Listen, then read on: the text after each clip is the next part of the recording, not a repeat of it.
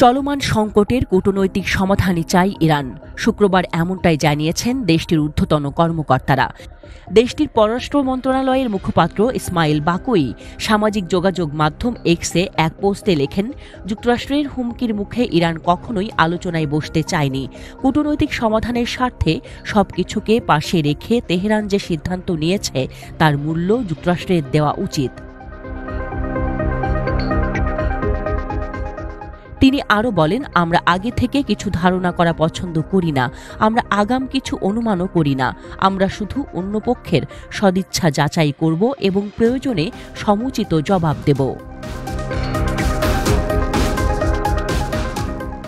এর আগে হঠাৎ করেই মার্কিন প্রেসিডেন্ট ডোনাল্ড ট্রাম্প ঘোষণা দেন তার প্রশাসন ইরানের সঙ্গে নতুন করে আলোচনায় বসবে। এই ঘোষণার পর থেকেই দুই দেশের মধ্যে চলছিল তীব্র বাকযুদ্ধ। যদি আলোচনায় কোনো সমাধান না হয় তবে সামরিক পদক্ষেপ নেওয়া হবে। পরোক্ষভাবে সেই হুমকিও দেন ট্রাম্প। প্রেসিডেন্ট ট্রাম্পের হুঁশিয়ারিতে চটে গিয়ে জাতিসংঘের পরমাণু পর্যবেক্ষকদের দেশ থেকে বের করে দেওয়ার হুমকি দেয় ইরান, যার প্রতিক্রিয়ায় মার্কিন প্রশাসন জানায়, ইরান যদি এমন কিছু করে তবে সেটি হবে উস্কানিমূলক এবং ভুল পদক্ষেপ।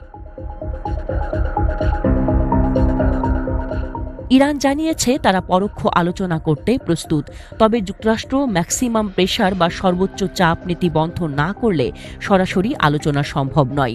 তেহরান স্পষ্ট জানিয়ে দিয়েছে, ওমানে যেসব আলোচনা হবে তা হবে শুধুই পরোক্ষ। যদিও ট্রাম্প প্রশাসন দাবি করছে সরাসরি আলোচনাই হবে দুপক্ষের মধ্যে।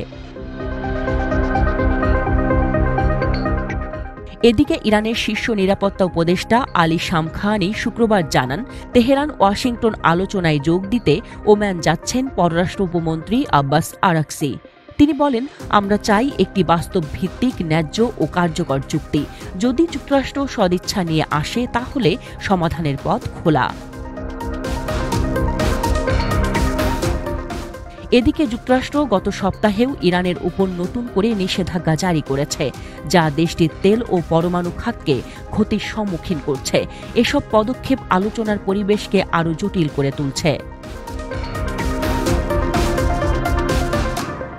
যুক্তরাষ্ট্র ভিত্তিক সংবাদ মাধ্যম এক্সিওস জানিয়েছে, ইরান আলোচনার শুরুতে একটি অন্তর্বর্তীকালীন চুক্তির প্রস্তাব দিতে পারে, যার আওতায় ইরান তার সমৃদ্ধ ইউরেনিয়ামের মজুত হ্রাস করার পাশাপাশি কিছু পরমাণু স্থাপনার কার্যক্রম স্থগিত করতে পারে এবং আন্তর্জাতিক পরিদর্শকদের প্রবেশাধিকার বাড়াতে পারে।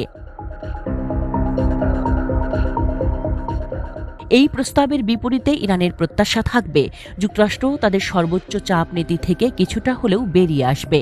এই চুক্তির আওতায় 2015 সালের পরমাণু চুক্তির স্ন্যাপব্যাক ব্যবস্থার মেয়াদ বাড়ানোর কথাও থাকতে পারে, যা অক্টোবরেই শেষ হওয়ার কথা। বর্তমানে ফ্রান্স, যুক্তরাজ্য ও জার্মানি একযোগে ইরানকে জানিয়েছে, জুনের মধ্যে নতুন কোনো চুক্তি না হলে তারা এই স্ন্যাপব্যাক প্রক্রিয়া সক্রিয় করবে।